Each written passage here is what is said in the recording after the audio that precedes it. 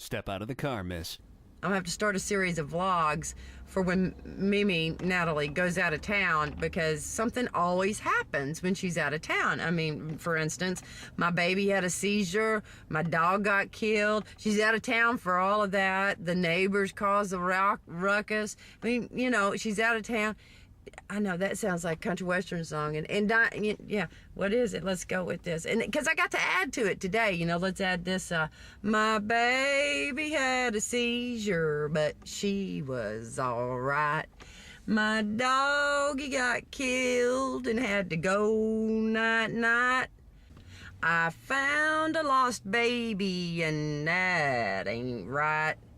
I think it's time for a Miller Lite.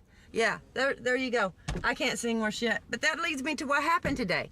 Yeah, I found a baby. I'm going to the car to take Gracie to school. It's 8:45.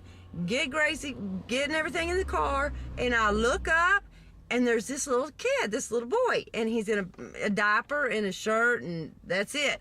And he's barefooted and just walking on the street just by himself. And of course, honey, what's your name? What's your name? You know, name. Where do you live? Do you live over there? You live over there? Clearly not getting any communication with this child. And I'm thinking, okay, I've got to get Gracie to school. I cannot put this kid in my car and go, because sure enough, I'm going to be charged with kidnapping, right? I'm not stupid. So I go up to these neighbor's house, and I know she's a nurse, and I said, I know this isn't your child. Could you do me a favor and knock on some of these houses right here? Because he might have just slipped out. Maybe mom's in the shower. That's the first thing I thought. Maybe she's in the shower, and she doesn't know he slipped out. But she's going to come running out any minute. I know it, screaming, where's my baby, So she did. I said, if you'll walk down here, he came from that direction. I'll take Gracie to school, and I'll come right back, and we'll, if you hadn't found the mom by then we'll call the police. Well, so that goes, I go off and take Gracie to school. As I'm rounding the corner coming back, there's 2 police officers in cars and 2 police officers that are in plain clothes. And the lady that I left the child with, and the child. And the lady is pointing at me like, like I did something.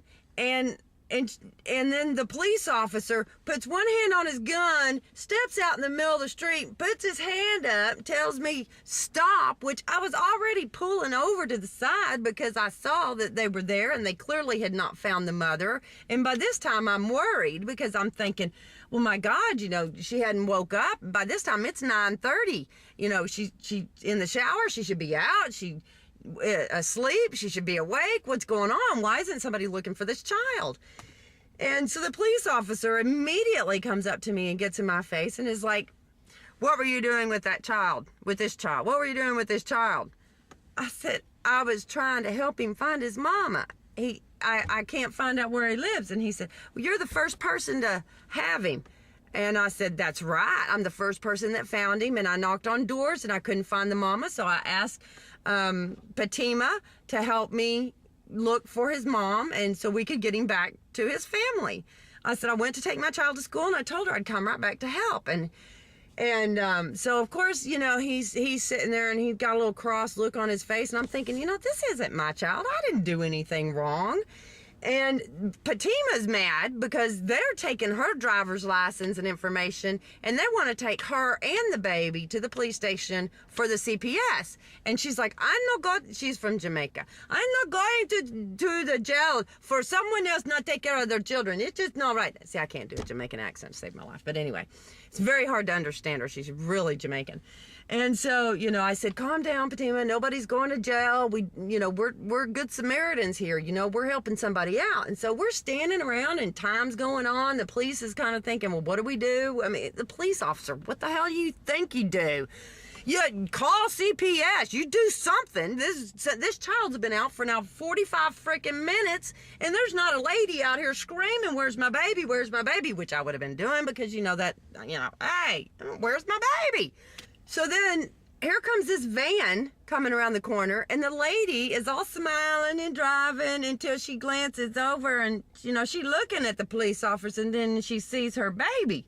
Well, she immediately throws the car in park, throws the door open and jumps out, and she starts crying, and she's from Jamaica too. So I can't understand her. It's, oh, Devin, what you doing out here? Devin, get in here. What are you doing at the house? thinking at this point, now she's been driving around the neighborhood looking for the kid, and so they think Fatima has kidnapped the child, and Fatima is saying, I had the kid first, and so it's like, you know what the hell is going on here?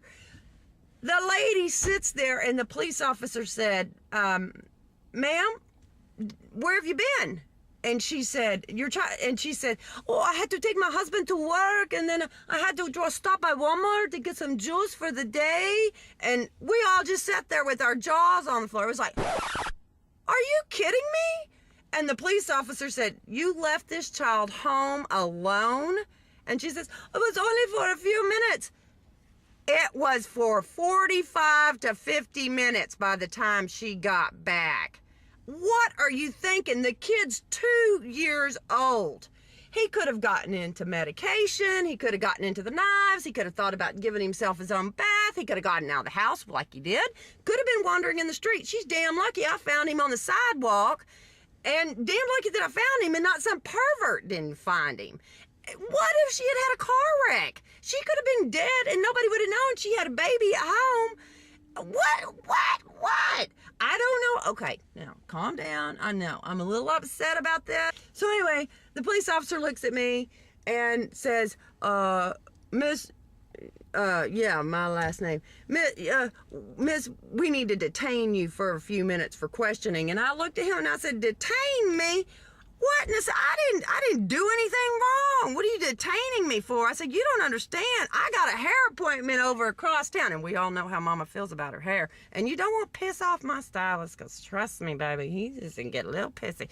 But beside the point, I had a hair appointment. And I'm like, I ain't got time to be detained. I gave you my information. I told you what happened. And now, if you're going to arrest me for something, then arrest me. Because you holding your gun and you pulling me saying you're detaining me, that's starting to sound like, what's it, 48 Hours, all those crime shows that I watch entirely too much of. I got places to be and things to do. I got to get my hair done. And so he said, no, he looked at me and he said, I need you to fill out some of these forms over here. If you come over here and fill this out for me, please. And I said, okay. So I go over there and I start filling it out.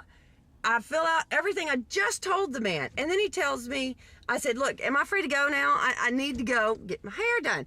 And he looked at me and he said, yeah, but there'll be a detective or someone from CPS calling you and you'll need to come in and probably be interviewed. And I said, no. So needless to say, I had to fill out the paperwork, be nicey to the police officer, and then I had to turn on him and tell him, I got to go. I got to get my hair done.